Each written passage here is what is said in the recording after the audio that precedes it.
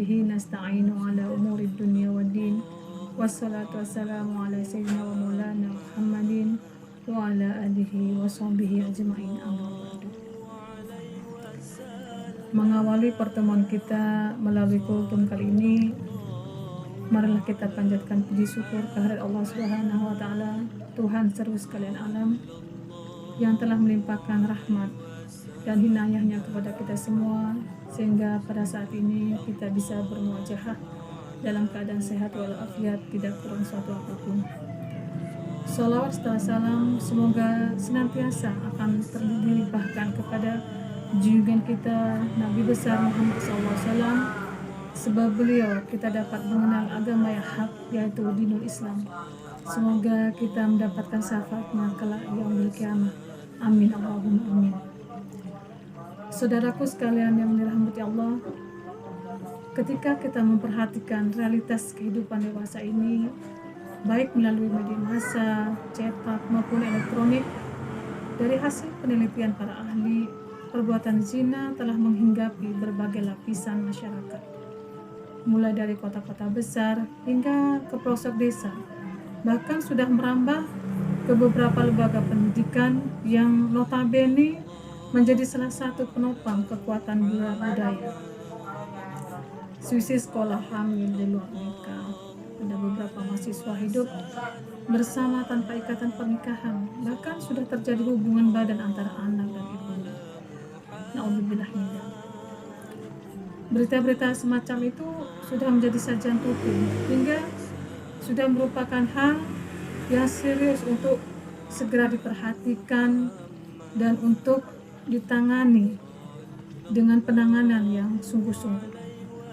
Padahal sebagaimana sabda Rasulullah SAW, perbuatan-perbuatan itu merupakan awal dari kebinasaan.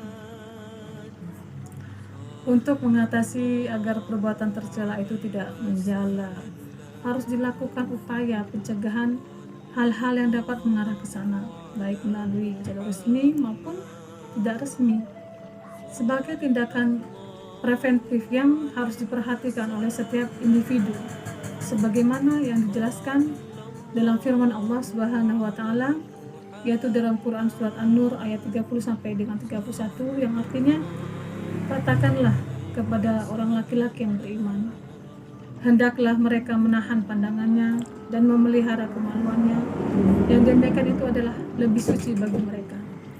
Sesungguhnya Allah Maha mengetahui apa yang mereka perbuat. Katakanlah kepada wanita yang beriman, hendaklah mereka menahan pandangannya dan memelihara kemaluannya, dan janganlah mereka menampakkan perhiasannya kecuali yang biasa nampak daripadanya.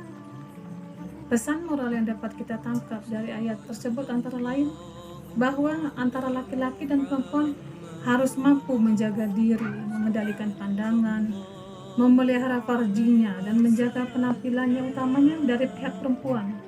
Jangan sampai menampakkan perhiasannya dan berpakaian yang menonjolkan lekuk dan bagian tubuhnya, apalagi sampai memperlihatkan daerah-daerah yang mengundang dan membangkitkan birahi kaum Adam. Dalam ayat yang lain, Allah menyatakan secara tegas, sebagaimana dalam ayat 32 dalam surat Al-Isra, A'udzubillahi minasyaitonir rajim. Bismillahirrahmanirrahim. Wala taqrabuz zina innahu fahisyatan wa sa'a sabil. Yang artinya, dan janganlah kamu mendekati zina. Sesungguhnya perbuatan zina itu adalah suatu perbuatan yang keji dan suatu jalan yang buruk. Ayat tersebut secara tegas melarang untuk mendekati hal-hal yang menjurus terjadinya perzinahan, karena zina merupakan perbuatan yang sangat keji. Dari perzinahan itu akan timbul berbagai dampak negatif, baik bagi pelakunya, baik kehidupan sosial, apalagi kalau sampai hamil dan melahirkan anak dari hasil perzinahan itu juga termasuk dari dampak dari perbuatan.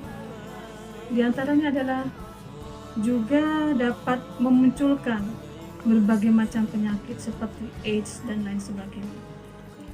Saudaraku seiman yang dirahmati Allah, Diriwayatkan dari Abu Hurairah radhiyallahu an, dia berkata, sesungguhnya Rasulullah SAW bersabda, demi zat di mana aku berada di dalam kekuasaannya, tidak akan binasa umat ini sampai terjadi seorang laki-laki mendatangi perempuan lalu ia menggaulinya di jalanan. Maka orang-orang baik pada hari itu berkata, andai kata saja aku bersembunyi darinya di balik pagar ini. Dalam hadis lain dijelaskan, sebagaimana yang diriwayatkan oleh Ibnu Al-Jauzi, takutlah kamu terhadap perbuatan zina, karena perbuatan zina itu akan menimbulkan 3 akibat buruk di dunia dan 3 lagi di akhirat. 3 akibat buruk di dunia itu adalah, pertama, hilangnya kewibawaan, memperbentek umur, dan selalu dililit kefakiran. Sementara yang 3 lagi di akhirat ialah kemurkaan Allah, sulitnya hisab, dan tersiksa di dalam neraka. Ada pula riwayat yang menyatakan bahwa suatu ketika Nabi Musa pernah berkata, ya Tuhanku, apakah siksa yang bakal diterima oleh orang yang berzina?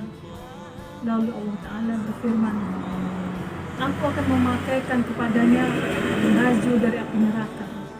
Seadanya baju itu diletakkan di atas gunung yang tinggi, menjulang, tentu ia akan hancur lebur menjadi debu.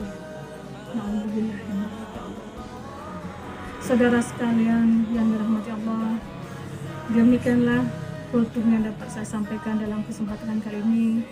Semoga Allah senantiasa melimpahkan rahmat, anugerah, dan petunjuknya kepada kita, sehingga kita terhindar dari perbuatan zina, juga dari hal-hal yang mengantarkan timbulnya perzinahan.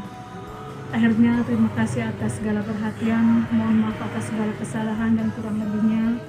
Wallahul muwaffiq ila aqwamit thoriq. Assalamualaikum warahmatullahi wabarakatuh.